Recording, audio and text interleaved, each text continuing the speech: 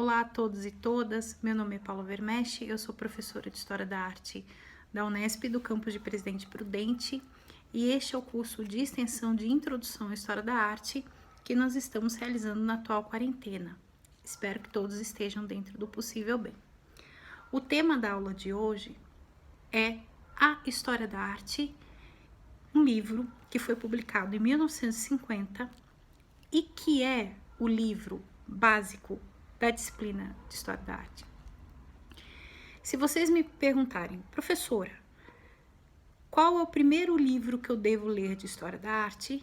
Eu vou responder, A História da Arte, de Gombrich. Esse livro já foi traduzido para mais de 30 línguas, vendeu aproximadamente 7 milhões de exemplares em todo o mundo, já está traduzido para o português, é relativamente fácil de encontrar usado em sebo. Deem uma navegada aí que vocês encontram. A História da Arte de Gombrich, Sir Ernest Gombrich. Ele recebeu um título de nobreza da Rainha da Inglaterra. Vamos tentar entender o livro, o autor, e nós vamos falar um pouquinho da história da arte, da nossa disciplina. A história da arte, livro de Gombrich também. Então, vamos lá. Ele nasceu em Viena, de família de origem judia. Ele estudou História da Arte, foi aluno de Julius von Schlosser, que foi um dos grandes pioneiros no estudo das fontes documentais do Renascimento. Em 1924, Schlosser publicou um livro chamado A Literatura Artística, que ele vai rever e ampliar mais vezes. Esse livro nós temos publicado em italiano, em espanhol, em português nós ainda não temos. E Viena, naquele momento, era um centro de reflexão em história da arte, mas também era a cidade de Sigmund Freud. Então, Gombrich conta em algumas entrevistas que ele chegou a conhecer alguns psicanalistas, a ler textos do Freud. Então, de um lado, a erudição e a cultura de Schlosser, que lia correntemente italiano e traduzia os textos de italiano com os seus alunos, e de outro lado, a psicanálise. E Gombrich, ele vai então a Hamburgo estudar numa biblioteca que havia sido formada anos antes por um outro historiador da arte. E aqui a gente precisa falar um pouco sobre essa genealogia de mestres. A história da arte como disciplina surge na Universidade de Berlim, na Alemanha. Ela está ligada com a formação do Estado prussiano e depois com a unificação, a necessidade de preservação, estudo e catálogo do patrimônio alemão, por um lado, e por outro lado a estética de Hegel, a filosofia de Hegel, a todo o debate intelectual do hegelianismo. Franz Kugler era um professor que era ligado a esse processo do início do século XIX. Ele foi um dos conservadores do Estado prussiano de antiguidades e de construções. Ele estudou muito história da arquitetura e ele dava aula em Berlim, em Bonn, e ele teve como aluno um jovem suíço chamado Jakob Burckhardt.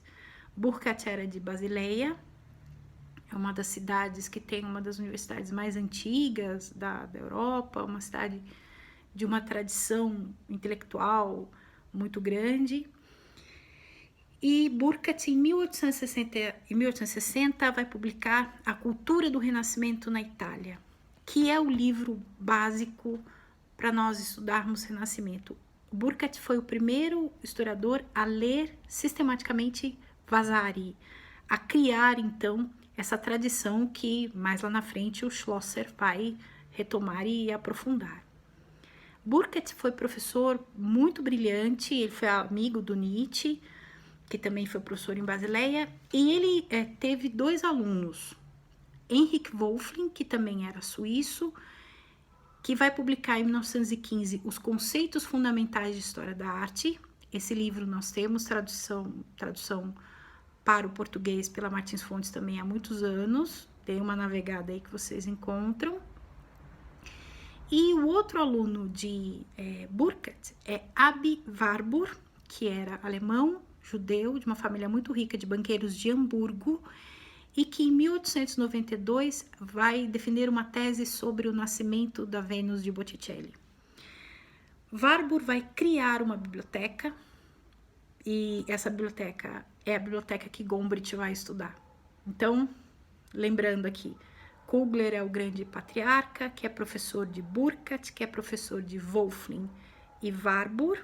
Warburg vai fundar a biblioteca que o jovem Gombrich vai estudar, o jovem austríaco. Os professores de Viena, Schlosser, eles também serão alunos ou de Wölfflin ou de Burckhardt, enfim, eles também serão, eles estão ligados a essa genealogia.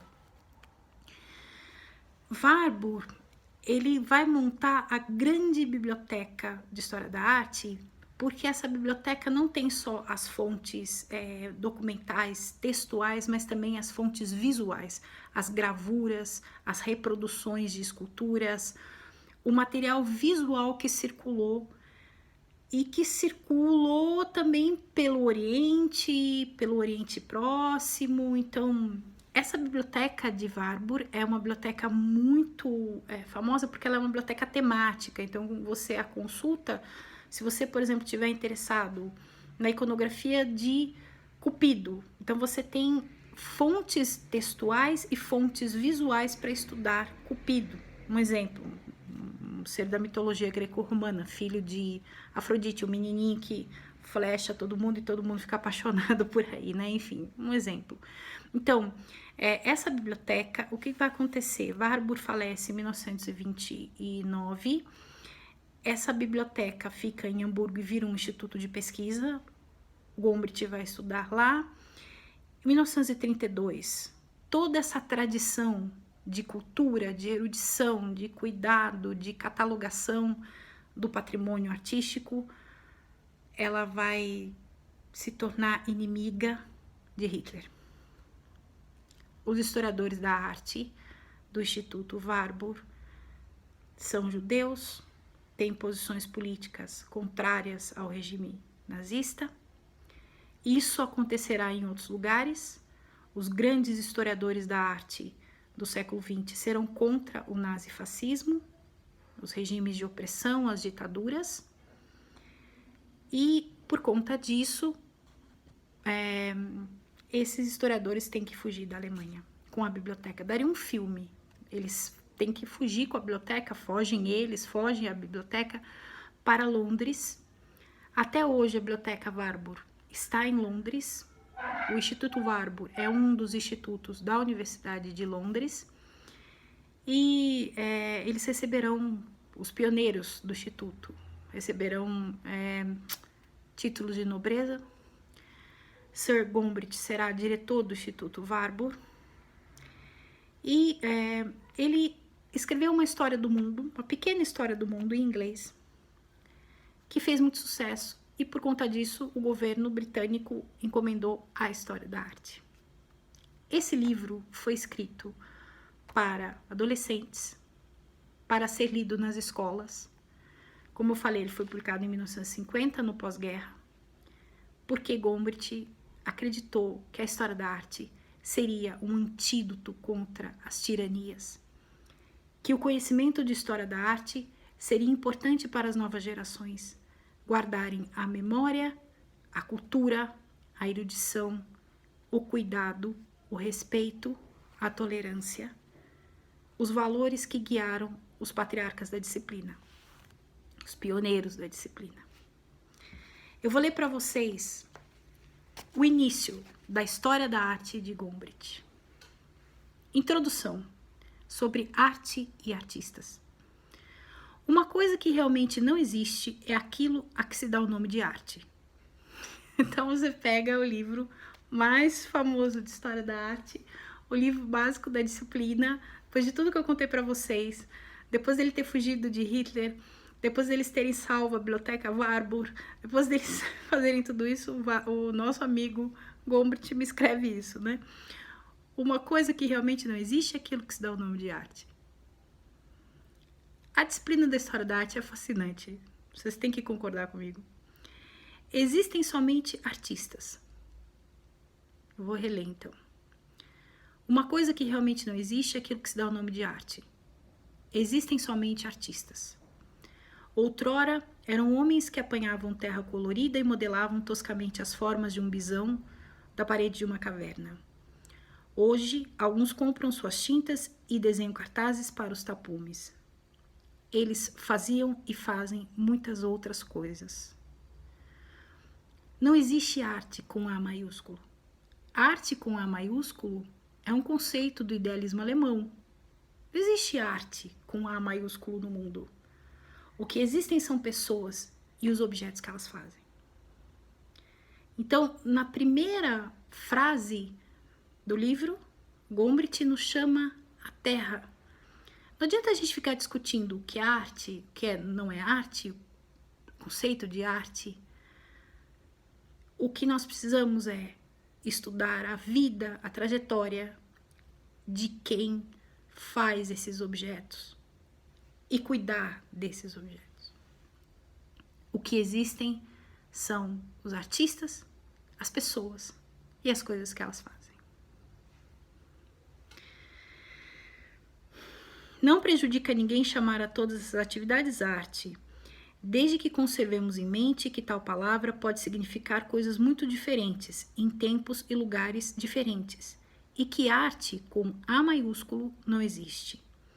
Na verdade, arte com A maiúsculo passou a ser algo de um bicho-papão e de um fetiche.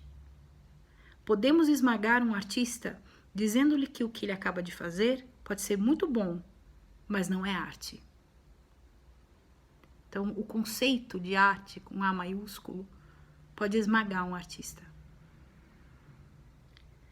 E podemos desconcertar qualquer pessoa que esteja contemplando com prazer um quadro, declarando que aquilo que ela gosta não é arte, mas algo muito diferente. Ou seja, o conceito de arte com A maiúsculo, esse conceito grandioso, serve às vezes para humilhar pessoas, serve para qualquer coisa, menos para nos ajudar a estudar os artistas e as suas obras. O que existe são as pessoas e o que elas fazem. E é isso que a gente precisa estudar e é isso que a gente precisa cuidar. A gente precisa cuidar das pessoas e do que elas fazem. Eu espero que vocês estejam gostando da história da arte, essa nossa disciplina tão apaixonante, tão maravilhosa.